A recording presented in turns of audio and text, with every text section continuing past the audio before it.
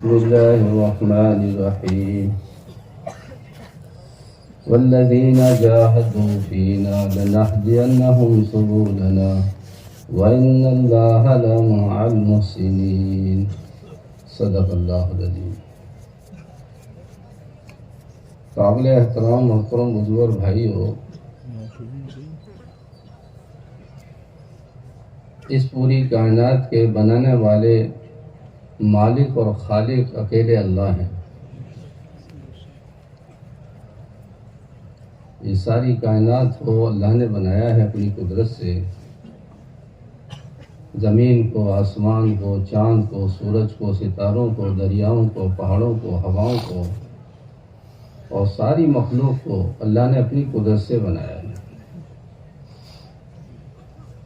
اور اس کے بنانے میں نہ کوئی ان کا ساجی ہے، نہ کوئی شریک ہے، نہ کوئی پارٹنر ہے۔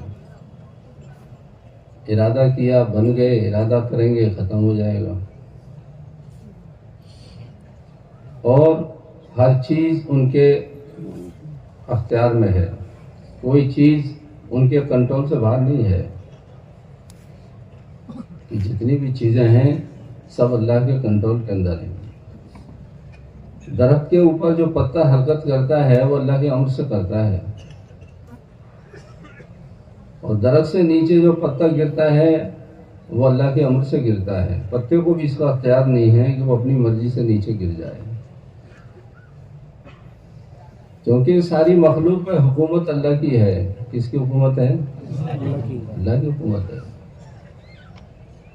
یہ دنیا کی جو عارضی حکمران نظر آتے ہیں یہ عارضی ہیں، دھوکہ ہیں۔ حقیقی بادشاہ اللہ ہے۔ بھائی اس سے کہہ دو یہ ویڈیو نہ بنائی، ویڈیو بنا رہے ہیں بیٹھ کے، نیک کام کرنے آئے ہو یا یہ ناجائز کام کرنے آئے ہو، مجھے اللہ کے واسطے کوئی ویڈیو مت بناؤ، بات کو سنو دھیان سے۔ تو میں نے کیا کہ ساری مخلوق پر اللہ کا قبضہ ہے، وہی اس کے مالک ہیں، وہی اس کے خالق ہیں۔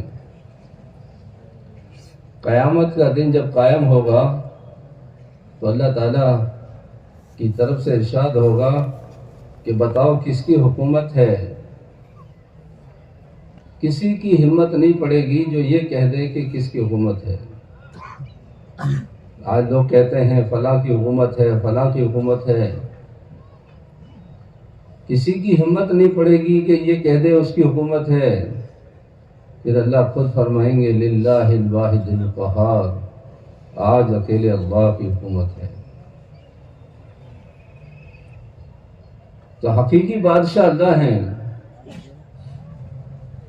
اور جتنی مخلوق اللہ نے بنائی ہے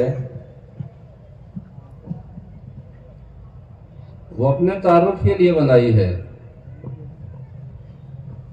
کس کے لیے بنائی ہے؟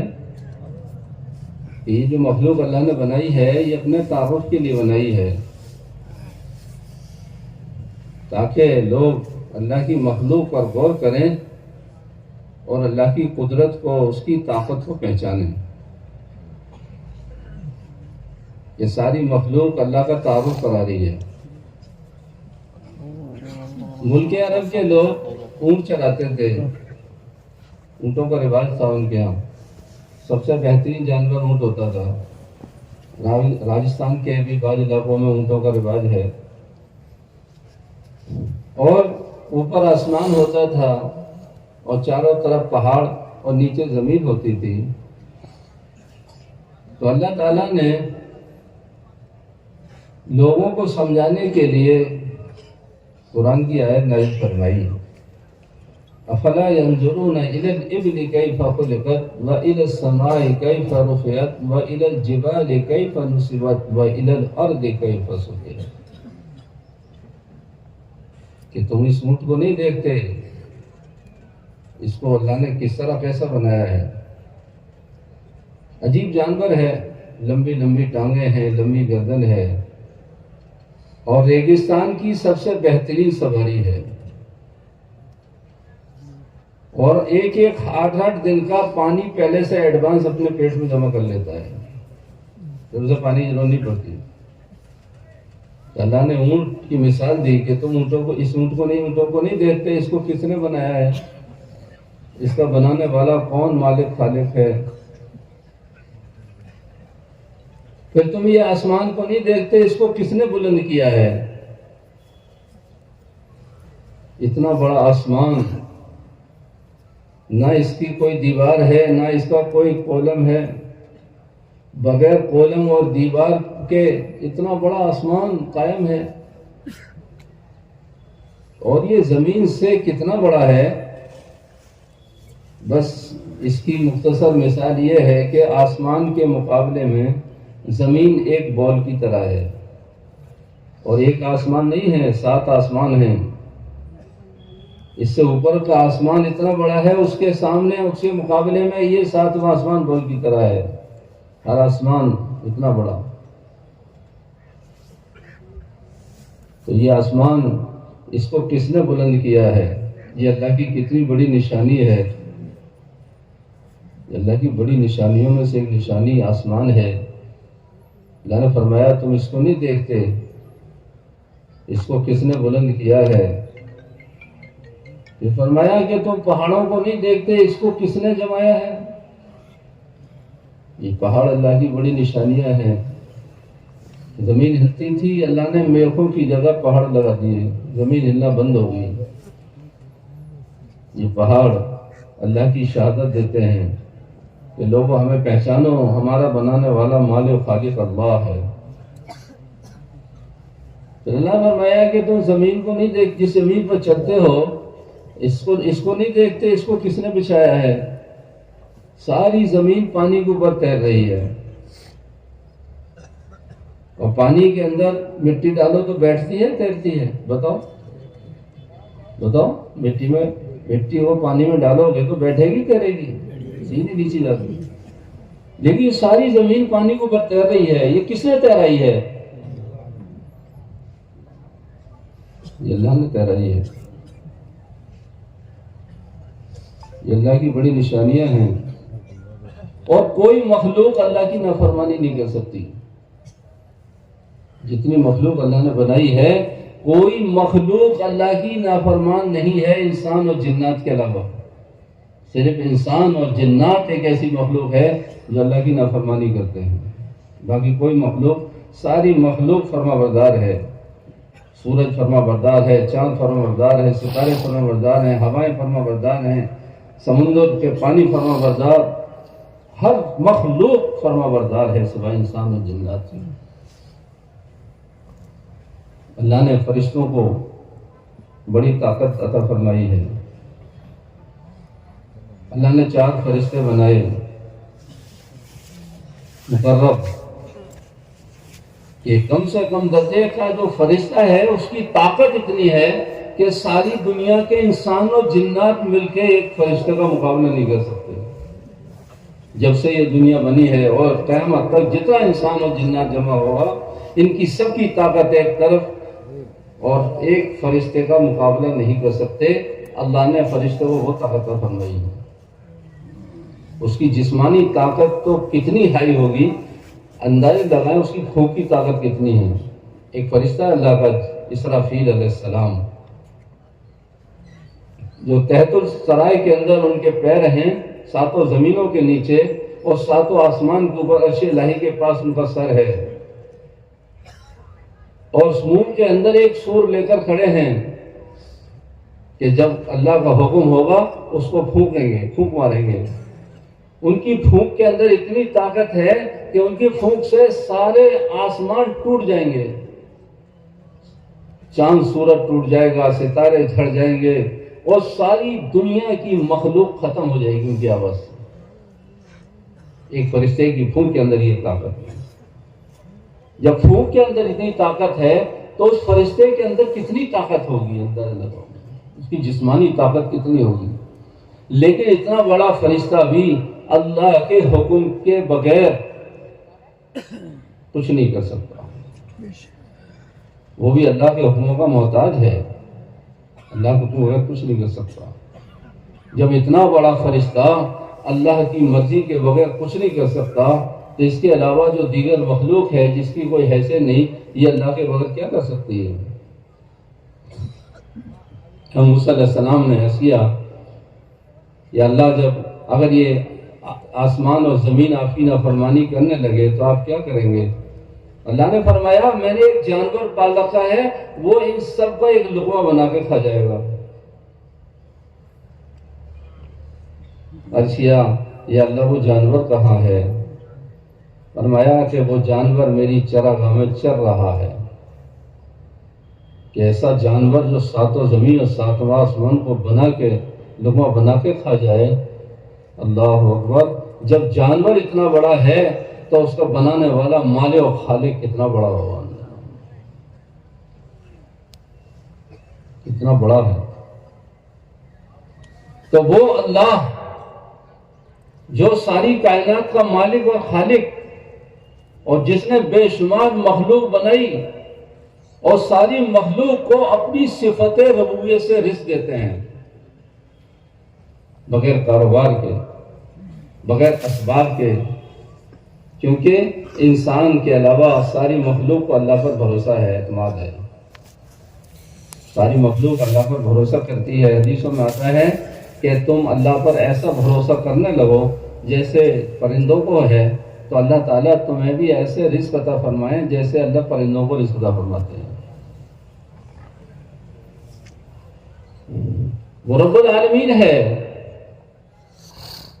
وہ رب العالمین ہے، سارے عالم کی مخلوق کا پالن ہار ہے۔ لیکن ہماری نظر اور ہمارے دلوں کا یقین یہ ہے کہ جب تک کوئی دنیا کی شکل اختیار نہیں کریں گے ہماری حاجتیں پوری نہیں ہوں گی۔ یہ سب سے بڑا دھوکہ لگا ہوا ہے، یہ سب سے بڑا دھوکہ ہے۔ اللہ کی قدرت سے استفادہ حاصل کرنے کے لیے، اللہ کی قدرت سے فائدہ حاصل کرنے کے لیے دو راستے ہیں، ایک راستہ اسباب کا ہے، ایک راستہ احکامات کا ہے۔ احکامات سے استفادہ حاصل کرنے کا راستہ یہ انبیاء کا اور صحابہ کا راستہ ہے، اور سبب کے ذریعے سے، اپنے اسباب کے ذریعے سے فائدہ اٹھانے کا راستہ یہ غیروں کا راستہ ہے، یہ غیروں کا راستہ ہے۔ آج دوستو بزرگو، اللہ کے دین کی محنت ہم سے چھوٹ گئی۔ رسول اکرم صلی اللہ علیہ وسلم ایک محنت دے کر گئے تھے، وہ محنت چھوٹ گئی، جس کی وجہ سے سب سے بڑا جو نقصان ہوا ہے وہ یہ ہوا ہے کہ ہمارے دلوں کا یقین خراب ہو گیا۔ سب سے بڑا نقصان ہوا ہے کہ دلوں کا یقین خراب ہوا ہے، کہ ہم اپنے رب سے بدگمان ہو گئے، ہم اپنے رب سے بدگمان ہو گئے۔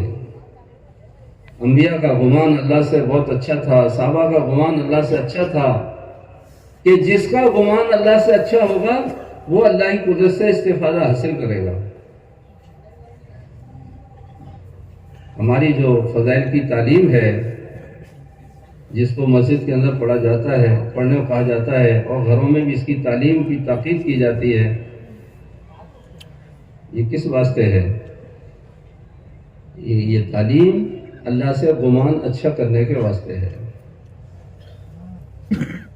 یہ تعلیم اللہ سے گمان اچھا کرنے کے لیے ہے، کہ ساری دنیا کہہ رہی ہے سبب سے ہوتا ہے، دکان سے ہوتا ہے، تجارت سے ہوتا ہے، کھیتوں سے ہوتا ہے، ایمان والا کہتا ہے اللہ کرتے ہیں اور اعمال کے راستے سے کرتے ہیں، اعمال کے راستے سے کرتے ہیں۔ ایمان والے کا یقین یہ ہوتا ہے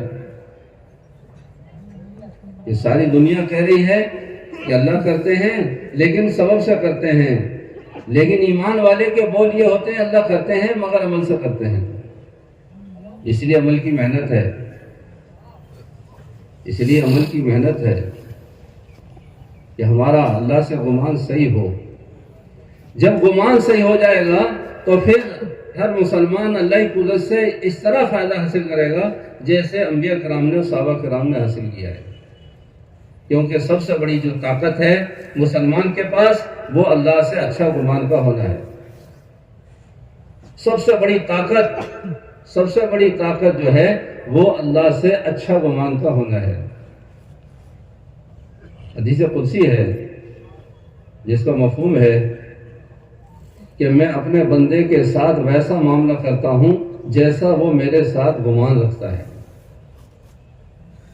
جیسا بندے کا گمان ویسا اللہ کا معاملہ. اگر یقین ہے کہ اللہ کرتے ہیں سبب سے کرتے ہیں، جب تک یہ سبب اختیار نہیں کرے گا اللہ نہیں کریں گے. اگر یقین یہ ہے اللہ کرتے ہیں بغیر اسباب کے کرتے ہیں، اعمال سے کرتے ہیں، اللہ بغیر سبب کے کر کے دکھا دیں گے. سیرت کے اندر مثالیں ہیں. حضرت ابراہیم علیہ السلام کو کے لیے جب نمرود نے آگ جلائی جلانے کے لیے، کیونکہ آپ داعی تھے، توحید کی دعوت دے رہے تھے، اللہ سے ہونے کو بول رہے تھے، یہ بات نمرود کو اچھی نہیں لگ رہی تھی. اس نے ان کے جلانے کے لیے ان کو جلانے کے لیے آگ دہکائی، اور مہینے پہلے دہکائی. اور اتنی خطرناک آگ، اگر اوپر سے پرندہ نکل جائے اڑ کے تو جل کے راکھ ہو جائے، ایسی آگ. جب انہیں ڈالا جا رہا تھا تو پانی کا فرشتہ آیا. ابراہیم آپ کو آگ میں ڈالا جا رہا ہے کہ جی ہمیں آگ میں ڈالا جا رہا ہے. اس نے کہا کہ میں آپ کا پانی کا فرشتہ ہوں، اگر آپ حکم دیں تو میں اتنی بارش برسا دوں گا یہ ساری آگ ٹھنڈی ہو جائے گی. حضرت ابراہیم علیہ السلام کی نگاہ اللہ کی ذات سے جڑی ہوئی ہے. ابراہیم علیہ السلام نے فرمایا کہ ہمارے ساتھ کو اللہ دیکھ رہے ہیں کہ جی ہاں دیکھ رہے ہیں. آپ نے فرمایا اما الیک فلا، پھر ہمیں آپ کی کوئی حاجت نہیں، آپ جائیے، ہمیں آپ کی ضرورت نہیں ہے. اس کو کہتے ہیں گمان. ہواؤں کا فرشتہ آیا کہ ابراہیم تمہیں آگ میں ڈالا جا رہا ہے کہ جی ہاں آگ میں ڈالا جا رہا ہے، کہو تو ہم اڑا کے لے جائیں آپ کو، کہ ہمیں ہر اس حالت کو اللہ دیکھ رہے ہیں کہ ہاں دیکھ رہے ہیں. پھر فرمایا کہ اما الیک فلا، پھر ہمیں آپ کی کوئی حاجت نہیں، آپ جائیے. حاضر جس کا اللہ سے گمان اچھا ہوتا ہے وہ فرشتوں کا بھی انکار کر دیتا ہے. مخلوق تو اور باقی کیا حیثیت رکھتی ہے؟ جن کے دلوں کے تعلق اللہ سے جڑے ہوئے ہیں اور جن کا گمان اللہ سے اچھا ہے، ان کی نگاہ کبھی مخلوق کی طرف نہیں جاتی. حدیث میں ہے کہ جو سوال کا دروازہ کھولتا ہے اللہ اس پر فخر کا دروازہ کھول دیتے ہیں. جو سوال کا دروازہ کھولتا ہے اللہ اس پر فخر کا دروازہ کھولتے ہیں. چنانچہ جب اللہ نے دیکھا کہ میرے ابراہیم نے فرشتوں کا بھی انکار کر دیا، مدد نہیں دی، تو پھر اللہ نے آگ کو ڈائریکٹ حکم دیا ہے کہ ٹھنڈی ہو جا سلامتی کے ساتھ. تو آگ ٹھنڈی ہو گئی، ایک بال تک نہیں جلا سکی. حضرت ابراہیم السلام فرماتے تھے کہ پوری زندگی میں سب سے بہترین جو وقت گزرا ہے وہ آگ کے اندر گزرا ہے. 40 دن گزارے اس میں، پورا چلا لگا. کہ اللہ سے اگر گمان صحیح ہو جائے گا تو پھر اللہ کی ڈائریکٹ مدد ہمارے ساتھ ہوگی. حضرات صحابہ رضو نے محنت کے ذریعے کر کے اپنے گمان کو اچھا کیا اللہ سے. حضرت ابو دردہ رضی اللہ تعالیٰ عنہ سے لوگ آ کر کہہ رہے ہیں کہ ابو دردہ تمہارا مکان جل گیا. آپ نے فرمایا نہیں میرا مکان نہیں جل سکتا. دوسرے نے خبر دی جی مکان جل گیا، کہ نہیں میرا مکان نہیں جل سکتا. تیسرے نے خبر دی ابو دردہ مکان جل گیا، کہ نہیں میرا مکان نہیں جل سکتا. یہ کیا چیز تھی جس کا انکار کیا جا رہا ہے؟ صحابہ ہیں جو خبر دے رہے کہ نہیں ہمارا مکان نہیں جل سکتا. یہ اللہ سے گمان اچھا تھا. چوتھے نے آگے خبر دی کہ آگ تو لگی تھی اور لگتی ہوئی آ رہی تھی، لیکن جب تمہارا مکان قریب آئی تو آگ بجھ گئی اور تمہارا مکان بچ گیا. ابو دردہ نے فرمایا میں تو پہلے ہی کہہ رہا تھا کہ میرا مکان جل ہی نہیں سکتا. لوگوں نے کہا ابو دردہ تمہیں اس کا اتنا یقین کیسے تھا کہ تمہارا مکان نہیں جل سکتا؟ کہنے لگے میں نے اللہ کے نبی سے ایک دعا سیکھی تھی کہ جو شخص صبح کو اس دعا کو پڑھے گا شام تک کوئی حادثہ نہیں ہوگا، اور شام کو جو دعا پڑھے گا صبح تک کوئی حادثہ نہیں ہوگا. تو میں نے وہ دعا پڑھ لی تھی، تو میرا دل کا یقین تھا کہ میرا مکان تو جلے گا ہی نہیں. کہنے کہ 3,000 بھی آ کے کہتے تمہارا مکان جل گیا، میں ان کا یقین نہیں کرتا. اب تم بتاؤ میں ان کا یقین کروں یا اللہ کے نبی کی بات کا یقین کروں؟ حضرت جی مولانا یوسف رحمۃ اللہ علیہ، اللہ ان کی قبر کو نور سے منور فرمائے، فرماتے تھے کہ اللہ کی قدرت سے استفادہ حاصل کرنے کے لیے کائنات کا یقین دلوں سے نکالنا شرط ہے۔ فرماتے تھے کہ ہمارے دلوں کی سلپٹوں میں شرک چھپا ہوا ہے، شرک، ہمارے دلوں کی سلپٹوں میں شرک چھپا ہوا ہے کہ جب تک وہ اندر سے نہیں نکلے گا ہم اللہ کی قدرت سے استفادہ حاصل نہیں کر سکتے۔ یہ فرماتے تھے، اور فرماتے تھے کہ 3 قسم کے لوگ اللہ کی قدرت سے استفادہ حاصل نہیں کر سکتے۔ کہ پہلی قسم وہ ہے جن کا یقین بتوں سے جڑا ہوا ہے، یہ اللہ کی قدرت سے استفادہ حاصل نہیں کر سکتے۔ اور دوسرے وہ لوگ ہیں جن کا یقین بزرگوں سے جڑا ہوا ہے، یہ بھی اللہ کی قدرت سے استفادہ حاصل نہیں کر سکتے۔ اور تیسرے وہ لوگ جن کا یقین اپنے اسباب سے جڑا ہوا ہے، یہ بھی اللہ کی قدرت سے استفادہ نہیں کر سکتے۔ اس لیے میرے بھائی دوستو، وہ ہماری اس محنت کا مقصد اپنے یقینوں کو صحیح کرنا ہے، اپنے یقینوں کو بنانا، یہ ہماری اس محنت کا مقصد ہے۔ محنت برائے محنت نہیں ہے، محنت برائے مقصد ہے کہ ہر ایک کا تعلق اللہ سے جڑے، کہ جب اللہ سے تعلق جڑے گا مخلوق سے استغنا ہو جائے گا، مخلوق سے مستغنی آدمی ہو جائے گا۔ ایک تابعی بیت اللہ کا طواف کر رہے تھے، ایک شہزادے نے کہا جی میں آپ کی کچھ مدد کرنا چاہتا ہوں۔ کہنے لگے اللہ کے گھر میں گیس سے استفادہ کرنے سے شرم آتی ہے، گیس سے مانگتے ہوئے شرم آتی ہے، اللہ کے گھر میں ساری دنیا ہم مانگ رہی ہے اور ہم آپ سے مانگیں، بڑی شرم کی بات ہے۔ شہزادہ بھی سمجھدار تھا، جب یہ طواف کر کے باہر نکلے تو پیچھے آیا، کہنے حضرت تو ہم بیت اللہ سے باہر آ گئے، اب بتائیے میں آپ کی کچھ مدد کرنا چاہتا ہوں۔ کہنے لگے کہ اللہ سے مانگنے کے بعد مخلوق سے مانگتے شرم آتی ہے، اللہ سے مانگنے کے بعد مخلوق سے مانگتے ہوئے شرم آتی ہے۔ میں نے کیا کہ جو سوال کا دروازہ کھولتا ہے اللہ اس میں فخر کا دروازہ کھول دیتے ہیں۔ اللہ کے حبیب صلی اللہ علیہ وسلم نے اس امت کو کسی کا محتاج نہیں بنایا ہے، کسی کا محتاج نہیں بنایا، اللہ سے لینا سکھایا ہے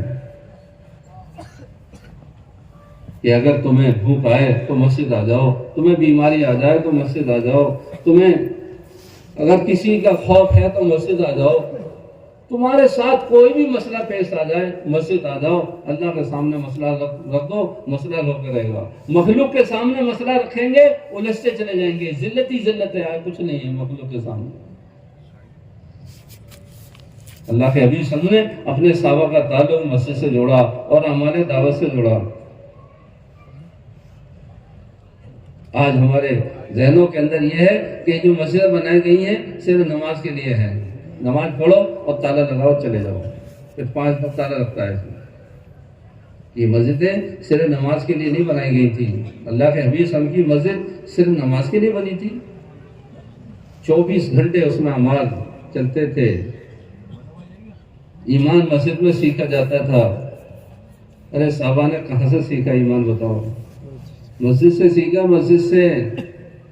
بڑے بڑے صحابہ، معاذ بن جبل رضی اللہ تعالیٰ عنہ سید العلماء ہیں، حضرت عمر بن خطاب رضی اللہ تعالیٰ عنہ اور حضرت ابو ہریرہ رضی اللہ عنہ جو محدث ہیں، عبداللہ بن رواحہ رضی اللہ عنہ، ان چاروں بڑے بڑے صحابہ کی روایتیں لکھی ہیں تو صحابہ میں یہ صحابہ پہ گشت کر کے مسجد میں لاتے تھے اور ایمان کے حلقے قائم کرتے تھے۔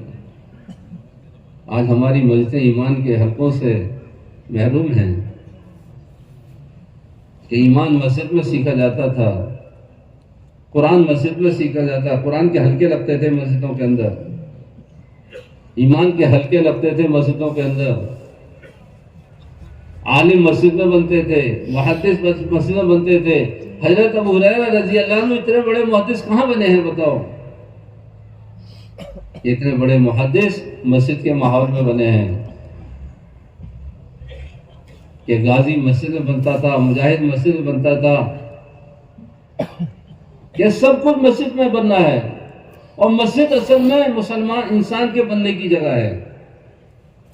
سب سے بہترین جگہ دنیا میں ہے تو وہ مسجد ہے، اور سب سے بری جگہ بازار ہے۔ آج بازاروں میں ہمارا دل لگتا ہے، مسجد میں دل نہیں لگتا۔ صحابہ کی ترتیب بنی ہوئی تھی، مسجد کو وقت دیتے تھے۔ جو تاجر حضرات تھے وہ آدھا دن اپنی تجارت کو اور آدھا دن مسجد کو، آدھی رات گھر کو آدھی رات مسجد کو، یہ سب کی ترتیب بنی ہوئی تھی۔ بعض صحابہ ایسے تھے جو پورا وقت 24 گھنٹے مسجد کو دیتے تھے، جن کا کوئی گھر در نہیں تھا۔ اصحاب صفہ کا چبوترا ہے وہ انہی کے نام سے ہے۔ کوئی صحابی ایسا نہیں تھا جو مسجد کو وقت نہ دیتا ہو۔ مسجد 24 گھنٹے اعمال سے آباد ہے، 24 گھنٹے، اور اتنا عادی بنایا مسجد کا کہ تمہیں کوئی بھی ضرورت پیش آئے مسجد میں آؤ، اپنی حاجت پوری اللہ سے کراؤ، کیونکہ مسئلہ اللہ کے ہاتھ میں ہے۔ اللہ کے حبیب صلی اللہ علیہ وسلم نے خود اپنی ذات سے عمل کر کے دکھلایا ہے۔ آپ کے گھر میں کوئی چیز کھانے کی نہیں تھی، عائشہ پوچھا عائشہ کوئی چیز کھانے کی ہے؟ یا رسول اللہ کچھ کھانے کا نہیں ہے۔ مسجد آئے، 2 رکعت نماز پڑھی، اللہ سے مانگا، پھر گھر گئے، عائشہ کچھ آیا؟ جی ابھی کچھ نہیں آیا۔ پھر مسجد آئے، پھر 2 رکعت نماز پڑھی، عائشہ کچھ آیا کہ کچھ نہیں آیا، پھر مسجد آئے۔ امت کو دکھا رہے ہیں کہ مسئلہ نماز سے حل ہوگا، مسجد سے حل ہوگا، نہیں تو آپ کے لیے تو اللہ نے فرما دیا، نبی جی آپ کہو تو ان پہاڑوں کو سونے کا بنا دیں، آپ کے اشارے پہ چلیں۔ آپ نے فرمایا ہم مالداری کی نبوت نہیں چاہتے، ہم تو غربت کی نبوت چاہتے ہیں۔ آپ نے غربت کی نبوت کو پسند کیا ہے، بادشاہت کی اور مالداری کی نبوت پسند نہیں کی۔ اس لیے آپ کے گھر میں 3 چاند نظر آ جاتے تھے، چولہا نہیں جلتا تھا۔ یہ آپ کی اختیاری زندگی تھی، اضطراری نہیں تھی، یہ اختیار کیا آپ نے اس کو۔ اما جان عائشہ نے فرماتی ہیں اللہ کے حبیب صلی اللہ علیہ وسلم نے پوری زندگی کبھی جو کی روٹی سے پیٹ نہیں بھرا ہے۔ آپ کی وفات کے بعد حضرت عمر رضی اللہ تعالیٰ عنہ نے حضرت عائشہ رضی اللہ عنہ کے پاس اور ام حبیبہ رضی اللہ عنہ کے پاس 2 بورے بھر کے اشرفیوں کے بھیجے، یہ سمجھی کہ یہ تقسیم کرنے کے لیے بھیجا ہے۔ تو کہنے لگی کہ ہمارے پاس یہ مال کیوں بھیج دیا، کسی اور کو دے دیتے تاکہ وہ تقسیم کر دیتا۔ فرمایا کہ نہیں، یہ تو آپ کے اپنے خرچے کے لیے ہے۔ تو دونوں بیٹھ کے رونے لگی کہ یہ مال ہمارے پاس اتنا کیوں آیا ہے۔ آج ہمارے گھر میں غربت آ جائے، پریشانی آ جائے تو ہماری گھر کی عورتیں روتی ہیں ان کے ساتھ بیٹھ کے، اپنی غربت کی وجہ سے، اپنی پریشانی کی وجہ سے، اور وہاں مال کے آنے کی وجہ سے رو رہی ہیں کہ مال ہمارے پاس کیوں آیا۔ اگر یہ مال اچھی چیز ہوتی تو یہ اللہ کے حبیب صلی اللہ علیہ وسلم کو بھی ملتا تھا۔ آپ اس حال میں رخصت ہوئے ہیں کہ آپ نے زندگی میں 2 دن لگاتار جو کی روٹی سے پیٹ نہیں بھرا ہے، اور دونوں نے دعا کی کہ اللہ اگلی سال مال آنے سے پہلے ہمیں دنیا سے اٹھا دیو۔ اس میں ام حبیبہ رضی اللہ عنہا کا انتقال بھی ہو گیا۔ اللہ کے حبیب صلی اللہ علیہ وسلم کی زندگی یہ اختیاری زندگی تھی۔ مسجد آئے، 2 رکعت 3 بار آئے، اور پھر گھر میں گئے۔ کچھ عائشہ کچھ آیا، یا رسول آیا، یہ عثمان رضی اللہ عنہ اتنا سارا سامان دے گئے ہیں، اور یہ کہہ رہے ہیں کہ ہم کس لیے ہیں، جب کوئی پریشانی آئے کرے ہم سے کہہ دیا کریں۔ صحابہ مالدار تھے بہت، لیکن اللہ کے نبی نے کسی صحابی سے سوال نہیں کیا۔ امت کو اللہ سے جوڑا ہے، مالداروں سے نہیں جوڑا، حکمرانوں سے نہیں جوڑا۔ اللہ کے حبیب صلی اللہ علیہ وسلم اس امت کو حاکموں کا محتاج بنا کے نہیں گئے، مالداروں کا محتاج بنا کے نہیں گئے، بلکہ اللہ کا محتاج بنایا ہے۔ اور یہ کہہ رہے ہیں کہ ہم کس لیے ہیں، جب ضرورت آئے کرے ہمیں بتا دیا کریں۔ آپ نے فرمایا عائشہ میں تو اپنے اللہ کے علاوہ کسی سے نہیں کہوں گا، میں تو اپنے اللہ کے علاوہ کسی سے نہیں کہوں گا۔ اور پھر یہ بات فرمائی کہ اگر میرے پیر کا جوتا بھی ٹوٹ جائے گا اس کے لیے بھی مجھے اللہ سے ہی کہنا ہے، اللہ سے لینا سکھایا ہے۔ اللہ کے حبیب صلی اللہ علیہ وسلم اس امت کو دعاؤں کا مجموعہ دے گئے ہیں، دعوت کا کام دیا ہے اور دعاؤں کا مجموعہ دیا ہے۔ دعوت کا کام دیا، دعاؤں کا مجموعہ دیا۔ جب تک یہ امت کام کرتی رہی دعائیں قبول ہوتی رہی، جب کام کرنا چھوڑ دیا تو دعائیں قبول ہونا بند ہو گئی۔ صحابہ کام پر تھے تو ان کی دعائیں ڈائریکٹ قبول ہوتی تھی۔ قرضے کا مسئلہ آیا، تو دعا سکھائی جا رہی ہے۔ حضرت علی رضی کے پاس ایک آدمی آیا اور کہنے لگا امیر المومنین میں اتنا قرض دار ہو گیا ہوں کہ میں اس قرضے کو نہیں اتار سکتا۔ آپ نے اسے تجارت کرنے کا مشورہ نہیں دیا، آپ نے اسے کھیتی کرنے کا مشورہ نہیں دیا، آپ نے ملازمت کرنے کا مشورہ نہیں دیا، کسی سبب کی طرف متوجہ نہیں کیا، عمل کی طرف متوجہ کیا۔ فرمایا کیا میں تجھے وہ دعا نہ سکھا دوں جو دعا مجھے رسول اکرم صلی اللہ علیہ وسلم نے سکھائی تھی؟ اگر تیرے اوپر پہاڑوں کے برابر بھی قرض ہوگا اللہ اسے بھی ادا کرا دیں گے۔ پھر اس کو دعا سکھائی، اللہم اکفنی بحلالک عن حرامک واغننی بفضلک عمن سواک۔ وہ کہتے ہیں کہ میں نے اس دعا کو پڑھنا شروع کیا، اللہ نے میرا سارا قرضہ ادا کرا دیا۔ ارے کیسا قرضہ تھا وہ بتاؤ؟ گاؤں سے ایسے دعا قبول ہوتی تھی؟ گاؤں سے مسئلے ہوتے تھے۔ آپ کی بیٹی فاطمہ رضی اللہ تعالیٰ عنہ گھر میں فاقے چل رہے ہیں، حضرت علی رضی اللہ تعالیٰ عنہ نے کہا کہ فاطمہ اللہ کے نبی کے پاس کچھ وسعت ہو گئی ہے، کچھ مال آیا ہے، تم بھی لے لو جا کے۔ یہ گئیں اور جا کے عرض کیا رسول اللہ ہمارے گھروں میں فاقے چل رہے ہیں، ہمیں بھی کچھ مرحمت فرما دیجئے۔ آپ نے فرمایا کہ یہ جو مال تم دیکھ رہی ہو یہ تو میں بدر کے یتیموں اور بیواؤں پہ خرچ کروں گا۔ اور اپنی بیٹی کو چند کلمات سکھائے کہ میری بیٹی مجھے جبرائیل السلام نے 5 کلمے سکھائے تھے، وہ تو لے جا، تیرے لیے کافی ہیں۔ وہ اپنی بیٹی کو کلمات سکھائے جا رہے ہیں۔ نہ اپنے آٹے کی گولی دی، نہ چاول کے کٹے دیے، نہ دال دی، کچھ بھی نہیں دیا۔ اپنی بیٹی کو دعاؤں کی طرف متوجہ کیا جا رہا ہے کہ اپنی بیٹی کو کلمات سکھائے، یا اول الاولین و یا آخر الآخرین و یا ذی القوۃ المتین و یا راحم المساکین و یا ارحم الراحمین۔ بیٹی خوشی خوشی اپنے گھر واپس آ گئیں۔ حضرت علی رضی اللہ عنہ نے پوچھا کہ فاطمہ کیا لے کر آئی ہو؟ عرض کیا کہ دنیا لینے گئی تھی، دین لے کر آئی ہوں۔ حضرت علی نے فرمایا کہ فاطمہ آج کا دن تمہارے لیے سب سے بہترین دن ہے، سب سے بہترین دن ہے۔ اللہ کے حبیب صلی اللہ علیہ وسلم نے اس امت کو کسی کا محتاج نہیں بنایا ہے، یہ محتاج تو کام چھوڑنے کی وجہ سے خود بنی ہے۔ اس کا یقین کمزور ہوا اور اس کی نگاہ مخلوق پر چلی گئی، اس لیے اپنے پیروں پہ خود ہم نے کلاڑی ماری ہے۔ حضرت انس رضی اللہ عنہ فرماتے ہیں میں نے عرض کیا رسول اللہ میں اللہ کے راستے میں جاتا ہوں، سب سے زیادہ پریشان حال ہوتا ہوں، سب سے زیادہ پریشان ہوتا ہوں، میں کیا کروں؟ اللہ کے حبیب صلی اللہ علیہ وسلم نے مجھے ایک عمل بتایا کہ انس فجر کی نماز کے بعد 5 بسم اللہ 6 بسم اللہ کے ساتھ 5 سورتیں پڑھ لیا کرو، اللہ تمہاری ساری تندرستی دور کر دیں گے۔ بسم اللہ پڑھو، قل یا ایھا پڑھو، بسم اللہ پڑھو، اذا جاء پڑھو، بسم اللہ پڑھو، قل واللہ احد پڑھو، بسم اللہ پڑھو، قل اعوذ برب الفلق پڑھو، بسم اللہ پڑھو، قل اعوذ برب الناس پڑھو، پھر بسم اللہ پڑھو۔ تو اس طرح 5 صورتیں 6 بسم اللہ ہو گئی۔ کہتے ہیں کہ میں نے اس عمل کو شروع کیا، اللہ نے میری ساری پریشانی دور کر دی۔ اللہ کے حبیب صلی اللہ علیہ وسلم نے ہمیشہ اپنی امت کو عمل کی طرف متوجہ کیا اور اللہ سے تعلق جوڑا ہے تاکہ امت کسی کی محتاج نہیں رہے۔ ساری دنیا محتاج ہے، یہاں کا بادشاہ بھی فقیر، یہاں کا تاجر بھی فقیر، یہاں کا زمیندار بھی فقیر، یہ سارے فقیر ہیں۔ اللہ کہہ رہے ہیں قرآن میں یا ایھا الناس انتم الفقراء، اے لوگو تم سارے کے سارے فقیر ہو، اللہ کی ذات غنی ہے۔ تو جو فقیر ہوگا وہ فقیر کی کیا مدد کر سکتا ہے؟ کہ سب کی حالتیں اللہ خود اپنی قدرت سے براہ راست پوری کرتے ہیں۔ اللہ ہمیں اس کا یقین نصیب فرمائے۔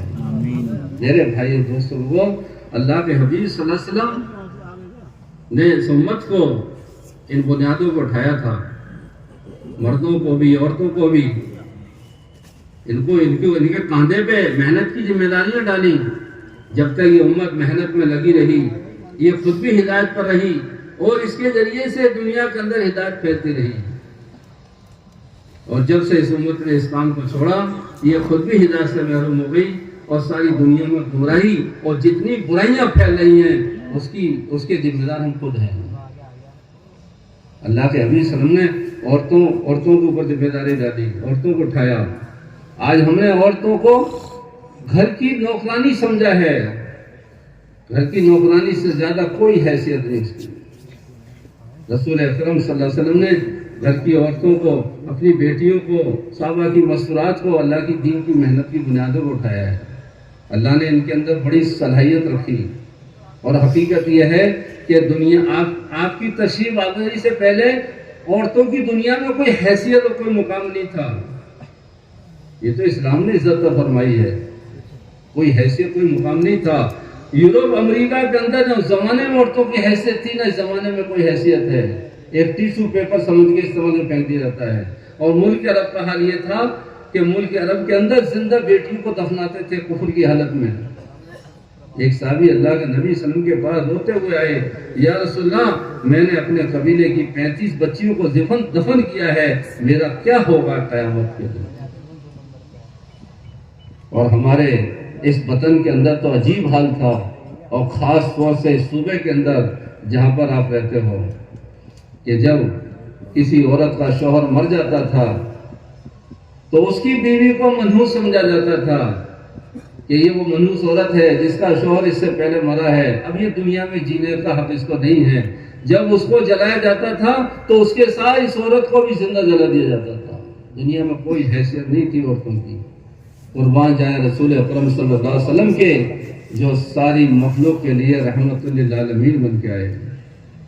انہوں نے عورتوں کا مقام سمجھایا کہ اگر یہ ماں کی شکل میں ہے تو اس کا کیا مقام ہے، اگر یہ بہن بیٹی کی شکل میں ہے تو اس کا کیا مقام ہے، اگر یہ بیوی ہے کسی کی تو اس کا کیا مقام ہے، کیا حق ہے اس کا. اسلام نے حق سمجھایا، اللہ کے نبی نے حق بتلائے کہ ماں، اگر یہ ماں کی شکل میں ہے تو اس کے قدموں کے نیچے جنت ہے. اس کے قدموں کے نیچے جنت ہے. فرمایا ماں کے قدموں کے نیچے جنت ہے اور باپ جنت کا دروازہ ہے. ماں کے قدموں کے نیچے جنت اور باپ جنت کا دروازہ. چاہے انسان کتنے ہی اچھے عمل کر لے، اگر اپنے ماں باپ کو راضی نہیں کیا تو جنت ملنا بہت مشکل ہے، بہت مشکل. ماں کی قیمت حیثیت سمجھائی اور فرمایا کہ کوئی شخص اگر 3 بہنوں کی 3 بیٹیوں کی سنت کے مطابق شادی کر دے، نکاح کر دے اور صحیح تربیت کے ساتھ، تو قیامت کے دن وہ اور میں، میری اور اس کی جنت ایسے ہوگی 2 انگلیوں کے. آپ نبی ہیں اس لیے بیچ کی انگلی لمبی ہوتی ہے. فرمایا کہ ہم اور وہ ایسے ہوں گے. اور ایک روایت میں ہے کہ جنت اس پر واجب ہو جائے گی. ایک صحابی نے یا رسول اللہ کسی کی 2 بہنیں ہوں 2 بیٹیاں ہوں تو فرمایا 2 پر بھی جنت واجب ہے. کسی نے یا رسول اللہ کسی ایک بہن ایک بیٹی ہے، فرمایا 1 پر بھی جنت واجب ہے. تو خوب سمجھایا جا رہا ہے، یہ مقام بتائے جا رہے ہیں. عورتوں کے بارے میں فرمایا کہ یہ عورتیں تمہاری کھیتیاں ہیں، جیسے کھیتوں کی دیکھ بھال کرتے ہو ان کی ایسے دیکھ بھال کرو. آج گھروں کے اندر تعلیم کے حلقے نہ لگنے کی وجہ سے گھروں میں انتشار ہے. یہ گھروں کے اندر انتشار کیوں ہے؟ کہ گھروں کے اندر انتشار اس لیے ہے کہ گھروں کے اندر دین نہیں ہے، ان کا تعلق اللہ سے کٹا ہوا ہے اور یہ آخرت سے غافل ہیں. اس کی وجہ سے گھروں میں انتشار ہے. اور جب میاں بیوی میں اختلاف ہوتا ہے تو بچے نافرمان بن جاتے ہیں. تو آج سارا معاشرہ درم برم ہو پڑا ہے. اس لیے نیت کریں ہم سب انشاءاللہ اپنے گھروں میں تعلیم کا اہتمام کرنا ہے. اپنے گھروں میں 5 عمل کے ساتھ تعلیم کرو. قرآن کا حلقہ روز لگاؤ اہتمام سے. اللہ کے حبیب صلی اللہ علیہ وسلم نے سب سے پہلے اپنے گھر میں قرآن کا حلقہ لگایا ہے. عورتوں کے ذریعے سے 3 خلیفہ ہیں جو ہدایت پر آئے، اسلام میں آئے ہیں. اللہ کے حبیب صلی اللہ علیہ وسلم کا دشمن ابو جہل، اس کے گھر میں جو اسلام داخل ہوا وہ ام حکیم رضی اللہ عنہ، جو ان کے کرما بیٹے تھے، ان کی بیوی تھی، ان کے ذریعے سے اسلام داخل ہوا ہے.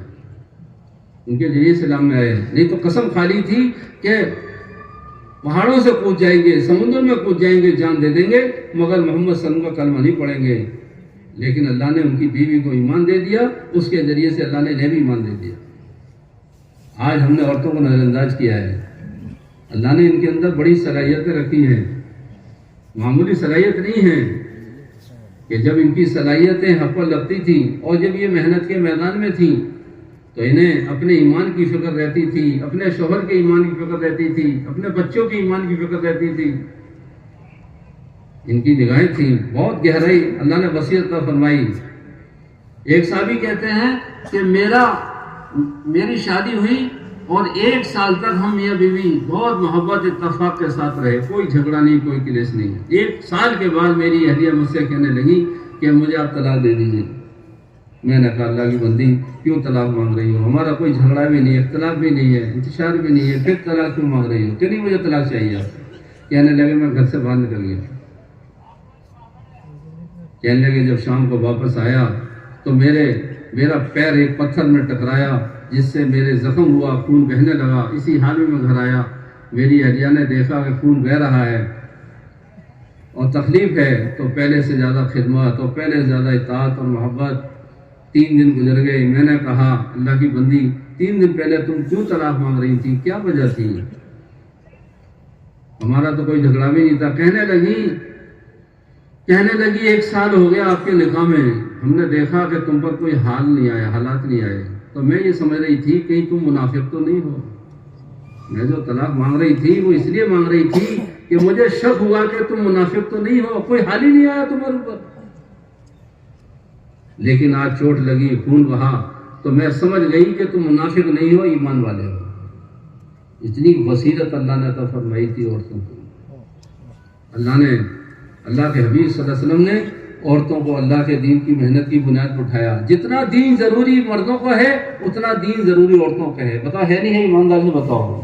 اللہ نے قرآن فرمایا یا ایھا الذین آمنوا قوا انفسکم واہلیکم نارا، اے ایمان والو بچاؤ اپنے آپ کو اور اپنے گھر والوں کو دوزخ کی آگ سے جس کا ایندھن انسان پتھر ہے۔ کہ یہ ہمارے گھر والے یہ اچھی بلڈنگوں سے جہنمی آگ سے نہیں بچیں گے، اچھے کھانوں سے، اچھے کپڑوں سے یہ جہنمی آگ سے نہیں بچیں گے، اچھی چیزوں سے جہنمی آگ سے نہیں بچیں گے، بلکہ یہ دین سے جہنمی آگ سے بچیں گے۔ اور دین آنے کا گھر میں سب سے بڑا سبب جو ہے وہ گھر کی تعلیم ہے۔ کیا ہے؟ گھر کی تعلیم ہے۔ اپنے گھروں میں قرآن کا حلقہ، اللہ کے حبیب صلی اللہ علیہ وسلم نے سب سے پہلے قرآن کا حلقہ اپنے گھر میں لگایا خدیجہ رضی اللہ کے ساتھ۔ اپنے گھروں میں حدیث کی تعلیم، اس زمانے میں نہ قرآن کتاب کی شکل میں تھا، نہ حدیث کی کتابیں کتاب کی شکل حدیث کتاب کی شکل میں تھیں، بلکہ صحابہ رضی اللہ کے نبی کے ساتھ رہتے تھے، جو قرآن نازل ہوتا تھا اس کو یاد کرتے تھے اور اپنے گھر والوں کا سناتے تھے، اور جو حدیث اللہ کے نبی سنتے تھے ان حدیثوں کو محفوظ کرتے تھے اور ان کو یاد اپنے گھر میں حلقہ لگاتے تھے۔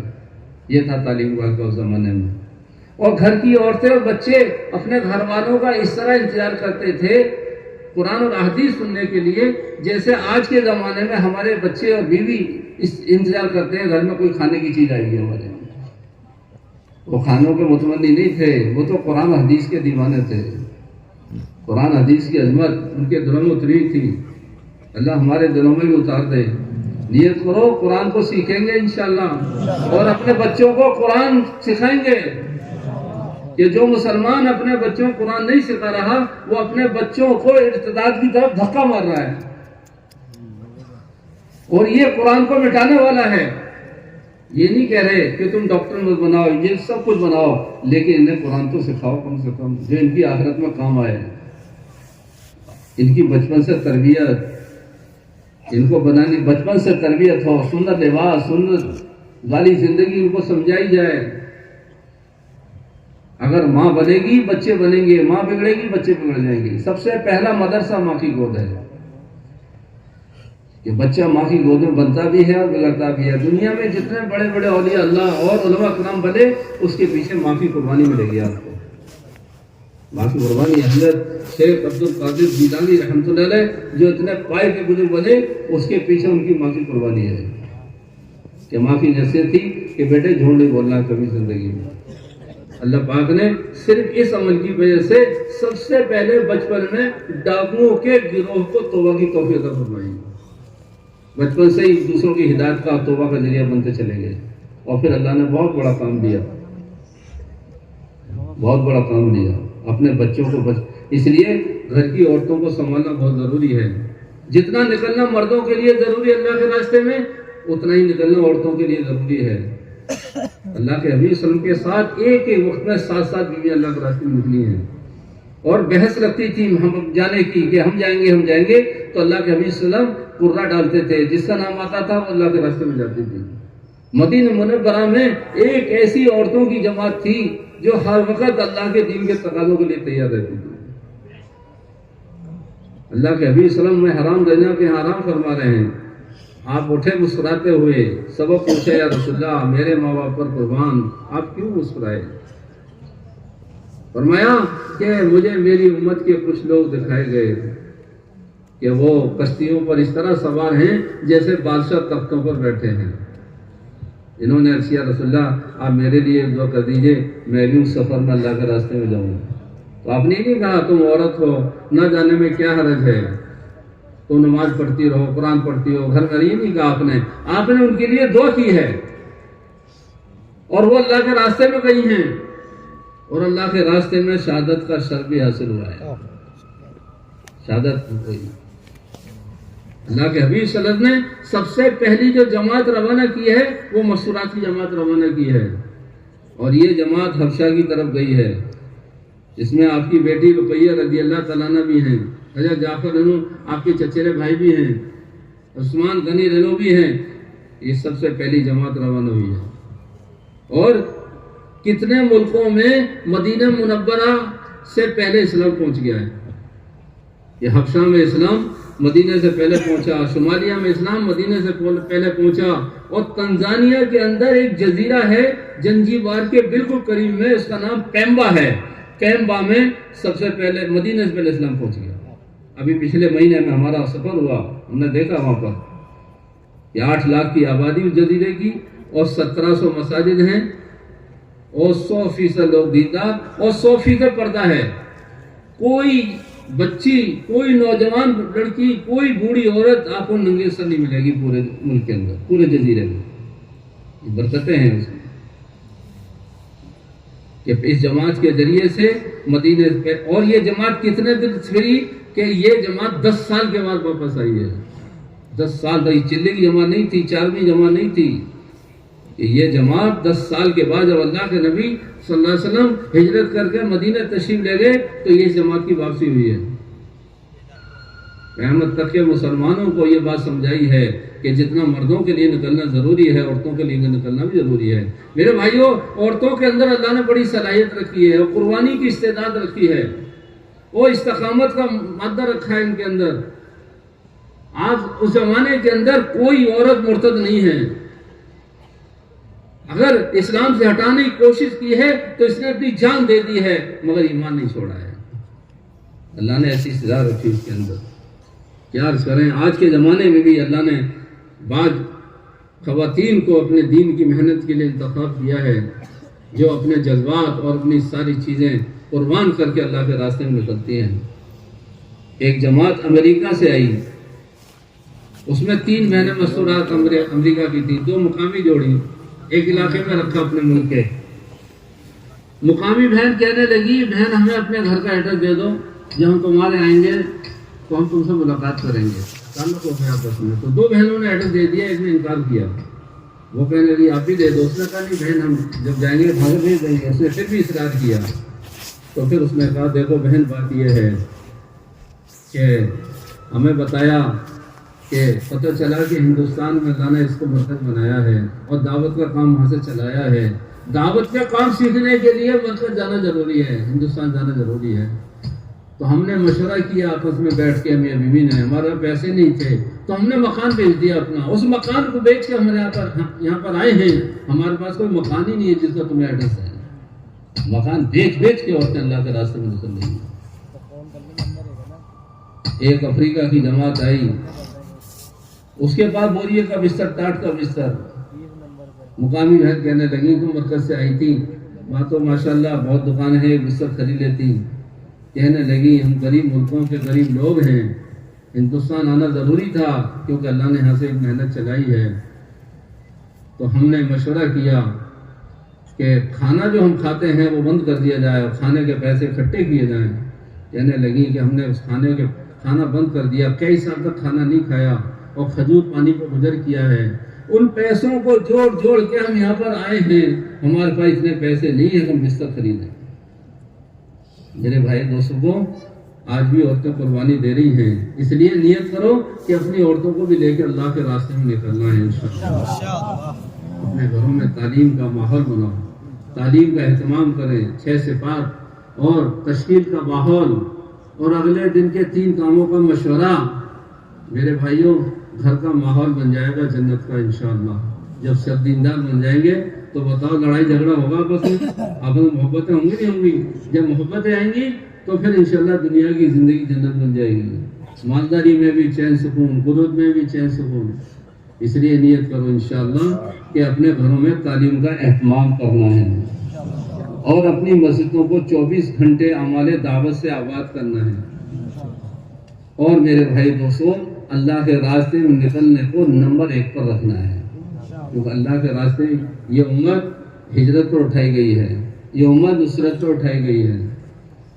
اس امت کا صحابہ رنو کے اندر 2 طبقے تھے، ایک مہاجر تھے، دوسرے انصار تھے، اور دونوں کا مقصد یہی تھا کہ اللہ کا دین بلند ہو، لوگ جہنم میں آپ سے بچے جنت میں جائیں۔ ہر حال میں صحابہ کرام اللہ کے راستے میں نکلتے تھے، کوئی بھی حال ہوتا تھا اللہ کے راستے سے پیچھے نہیں ہٹتے تھے۔ تبوک کے موقع پر قرآن کی آیت نازل ہوئی، انفروا خفافا وثقالا، نکلو اللہ کے راستے میں، ہلکے ہو بھاری ہو، یا نازل ہوئی۔ پچھلے سال فصل ماری گئی ہے، اس سال اللہ نے فصل دکھائی ہے، فصل بالکل پکی کھڑی ہے کھجوروں کی، اور اللہ کا حکم آ گیا کہ نکلو اللہ کے راستے میں۔ ایمان والوں کا اللہ کی طرف سے امتحان ہوتا ہے، اور سخت سے سخت امتحان ہوتے ہیں۔ اللہ تعالی ہم سب کو امتحانوں میں استقامت نصیب فرمائے۔ جن کے دلوں میں ایمان ہوتا ہے، اللہ کی محبت ہوتی ہے، وہ اپنے حالات کو نہیں دیکھتے، اپنے اللہ کا حکم دیکھتے ہیں۔ جو حالات دیکھتے ہیں حکم کو توڑ دیتے ہیں، ان کے حالات کبھی صحیح نہیں ہوتے۔ جو اپنے حالاتوں کو چھوڑ دیتے ہیں حکم کے سامنے، اللہ ان کے حالات بھی اچھے کر دیتے ہیں۔ اس قصے سے ملتا ہے یہ۔ چنانچہ اس زمانے میں جب یہ آیت نازل ہوئی کہ اللہ کے نکلو اللہ کے راستے میں، روم کی طرف جانا تھا اور عام تشکیل تھی۔ پچھلے سال فصل ماری گئی، قرض دار ہو گئے یہودیوں کے، اس سال اللہ نے فصل دکھائی ہے تو حکم آیا کہ نکلو اللہ کے راستے میں۔ منافق چپکے چپکے آپس میں کہہ رہے تھے گرمی بہت شدید ہے، گرمی مت نکلو۔ کہ جن کے دلوں میں روب ہوتا ہے وہ یہ ساری چیزیں دیکھتے ہیں، سردی ہے، گرمی ہے، حالات ہیں، لیکن جن کے دلوں میں ایمان ہے وہ حالات نہیں دیکھتے۔ جب انہوں نے کہا کہ گرمی بہت سخت پڑ رہی ہے، گرمی مت نکلو، تو اللہ نے فرمایا جہنم یاد اس سے زیادہ سخت ہے، جس کی وجہ تم رک رہے ہو، جہنم یاد اس سے زیادہ سخت ہے۔ چنانچہ صحابہ اللہ کے راستے میں نکل گئے اور اللہ نے کامیابی کے ساتھ واپس کیا، لیکن اللہ نے ان کے ساتھ یہ معاملہ کیا کہ ان کی کھجوروں کو گرنے نہیں دیا۔ میں نے شروع میں کیا تھا کہ ساری کائنات پر کس کا قبضہ ہے؟ ایک درخت کا پتا اللہ کے حکم کے بغیر نہیں گر سکتا، تو کھجور کیسے گر جائے گی؟ کھجور کو گرنے نہیں دیا اور پرندوں کو ان کے باغ میں گھسنے نہیں دیا۔ جیسی چھوڑ کے گئے تھے ویسی کھجوریں ملی ہیں، بالکل تیار۔ اس کے علاوہ اللہ نے انہیں دو چیزیں اور دی اللہ نے، کہ ایک چیز تو یہ دی کہ یہ ہمیشہ باہر ملکوں میں اپنے مال کو بیچنے جاتے تھے، ملک شام جاتے تھے، یمن جاتے تھے۔ اس مرتبہ اللہ کے راستے میں چلے گئے تو وہاں کے خریدنے والے ویپاری مدینے آ گئے، کہ مال نہیں آیا کہ ہم تو اللہ کے راستے میں گئے۔ دستور یہ بن گیا قیامت تک کہ اب سارا مال مدینے سے بکے گا، مدینے والوں کو باہر مال بیچنے کے لیے جانا پڑے گا۔ تو ساری دنیا کے لوگ کہاں سے کھجور خریدتے ہیں بتاؤ؟ حاجی صاحب کہاں سے خریدتے ہیں؟ عمرے والے کہاں سے خریدتے ہیں؟ سب مدینے سے خریدتے ہیں۔ تو مال ٹھیک سے بکنے لگا۔ اور دوسرا فضل اللہ کا یہ ہوا کہ پہلے سال میں ایک فصل آتی تھی، پھر اللہ نے 2 فصلیں کر دی، ڈبل کمائی ہو گئی۔ حضرت مولانا الیاس رحمۃ اللہ فرماتے تھے کہ جو اس محنت کو اپنی زندگی کا مقصد بنا لے گا، اللہ تعالیٰ اس کی 14 نسلوں تک کی روزی کا مسئلہ حل کر دے گا۔ کتنی نسلوں کا مسئلہ حل ہو رہا ہے بتاؤ؟ 14 نسلوں کا مسئلہ ہو رہا ہے۔ آج ہم سے اپنے 4 انگلی کے پیٹ کا مسئلہ نہیں ہو رہا۔ اس کام کی بنیاد پر اللہ اتنی برکتیں دیتے ہیں۔ اللہ نے وعدہ کیا ہے حدیث حاتم رضی اللہ تعالیٰ عنہ سے، عدی بن حاتم لوگ کہتے ہیں جب میں اسلام میں داخل ہوا تو اللہ کے نبی نے مجھ سے یہ کہا کہ عدی 3 باتیں فرمائی تھیں کہ عدی ایک دن ایسا آئے گا اس محنت کے ذریعے سے کہ سارے ایسا امن قائم ہو جائے گا کہ ایک تنہا عورت بیت اللہ کا طواف کرنے آئے گی ہرا سے چل کر، نہ اس کی جان کو خطرہ ہوگا، نہ مال کو خطرہ ہوگا، نہ اس کی عزت کو خطرہ ہوگا، ایسا امن قائم ہو جائے گا۔ اور دوسری بات فرمائی کہ اللہ تعالیٰ دنیا کی باطل طاقتوں کو توڑ دیں گے، کیسر کسرا کو بھی توڑ دیں گے۔ اور تیسری بات فرمائی کہ اللہ تمہاری روزیوں میں اتنی برکت ڈالیں گے کہ تم زکوٰۃ لے کے ڈھونڈتے پھرو گے، کوئی زکوٰۃ لینے والا مل جائے لیکن زکوٰۃ لینے والا نہیں ملے گا، اللہ اتنی برکت دیں گے۔ ابھی کہتے ہیں کہ میں نے دیکھا اپنی آنکھوں سے حضرت عمر کے زمانے میں کہ ایک تنہا عورت دیو رات سے لدی ہوئی ہے، جوان ہے، بیت اللہ کا طواف کرنے آئی۔ حضرت عمر نے پوچھا بیٹی سفر کیسا گزرا؟ کہنے لگی امیر المومنین ایسا لگ رہا تھا جیسے گھر کے صحن میں چل رہی ہوں، نہ میری جان کو خطرہ تھا، نہ مال کو خطرہ تھا، نہ عزت کو خطرہ تھا، جتنے مرد ملے ایسا لگتا تھا میرے سگے بھائی ہوں، ایسا امن قائم ہوگا۔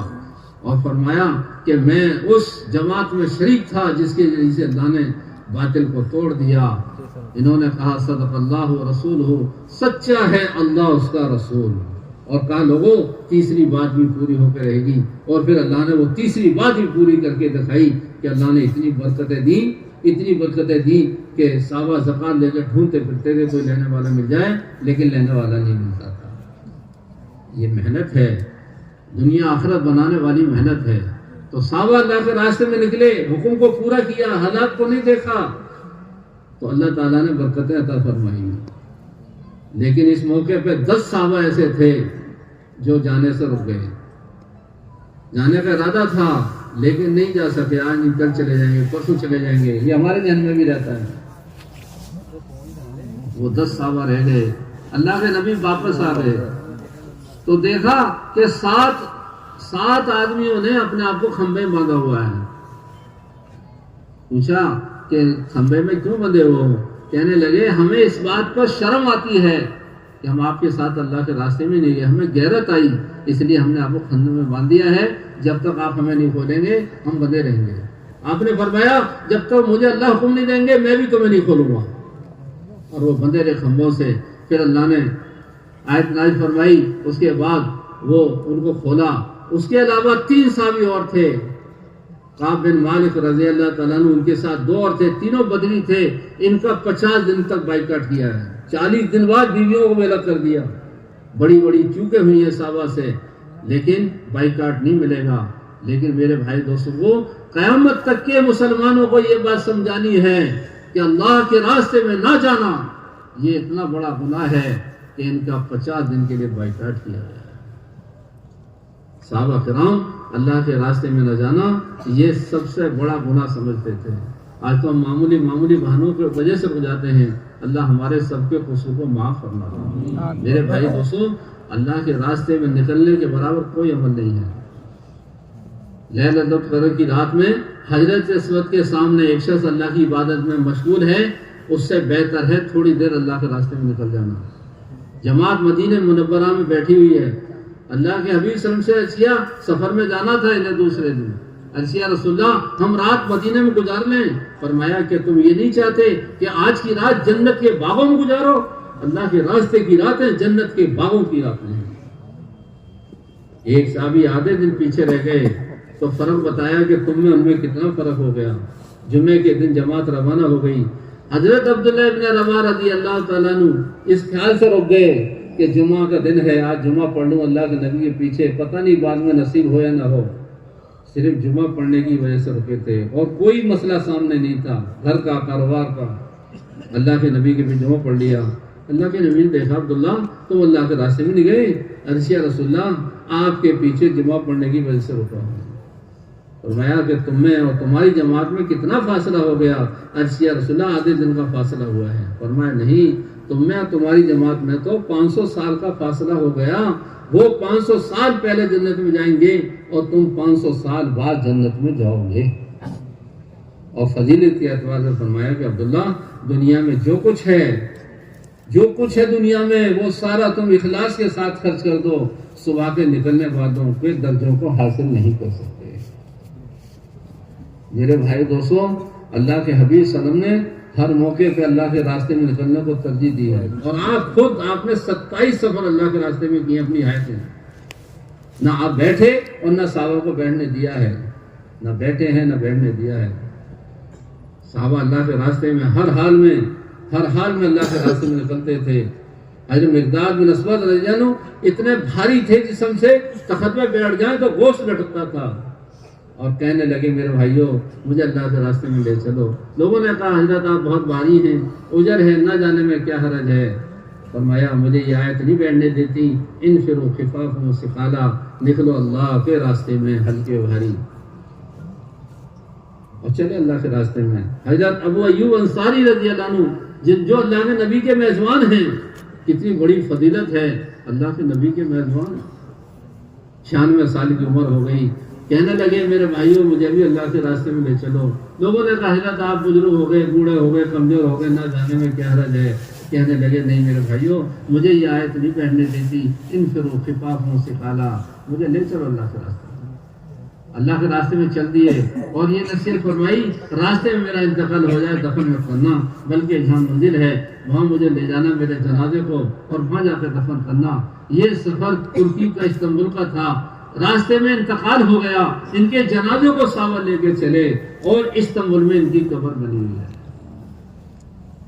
یہ جذبات تھے، آج یہ جذبات مردہ ہو گئے ہمارے۔ اللہ کے نبی نے خوشخبری سنائی کہ جو شخص سمندری سفر کرتا ہوا اللہ کے راستے میں نکلتا ہے اور وہاں اس کی موت کا وقت آ جاتا ہے، تو اللہ تعالیٰ موت کے فرشتے سے فرماتے ہیں تو اس کی روح مت نکال، اس کی روح میں خود نکالوں۔ سارے ولیوں کی، سارے نبیوں کی روح فرشتہ نکالتا ہے، لیکن سمندری سفر کرنے والے مجاہد کی روح کون نکالا ہے؟ کیسا خوش نصیب ہے۔ صحابہ سمجھ گئے تھے کہ مدینے کا قبرستان ہمارے لیے نہیں ہے، مکے کا قبرستان ہمارے لیے نہیں ہے۔ فضیلت اتنی سنیں، جو مدینے میں مرتا تھا وہ روتا تھا، سب سے بہترین بستی دنیا میں وہ مکہ مکرمہ مدینہ منورہ ہے، سب سے بہترین بستی ہے، اور صحابہ کا وطن بھی تھا، اور ہر ایک کو اپنے وطن سے محبت ہوتی ہے، فضیلت بھی تھی۔ ساری دنیا کا مسلمان مکے میں مرنا چاہتا ہے، مدینہ میں مرنا چاہتا ہے، اور چاہت بھی ہونی چاہیے اللہ ہم سب کو وہاں کی موت نصیب فرمائے، لیکن صحابہ کی چاہت نہیں تھی مدینہ مرنے کی۔ حضرت خالد بن ولید رضی اللہ عنہ کا جب آخری وقت آیا تو رو رہے تھے، پوچھا کیوں رو رہے ہو؟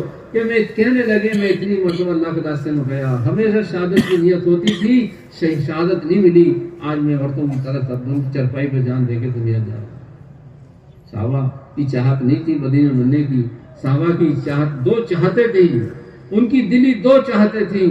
ایک چاہت ان کی یہ تھی کہ ساری دنیا میں کہ انسان جہنم کی آگ سے بچ جائیں اور جنت میں چلے جائیں، اللہ کا کلمہ، اللہ کا دین بلند ہو جائے، یہ ان کی اپنی چاہتے تھی۔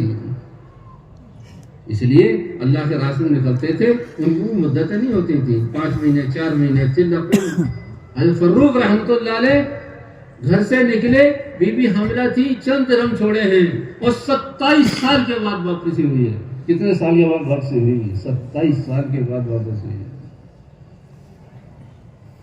پھرتے رہے اللہ کے راستے، پھرتے رہے 27 سال کے بعد واپس ہوئے۔ بہت تفصیلی واقعہ ہے ان کا۔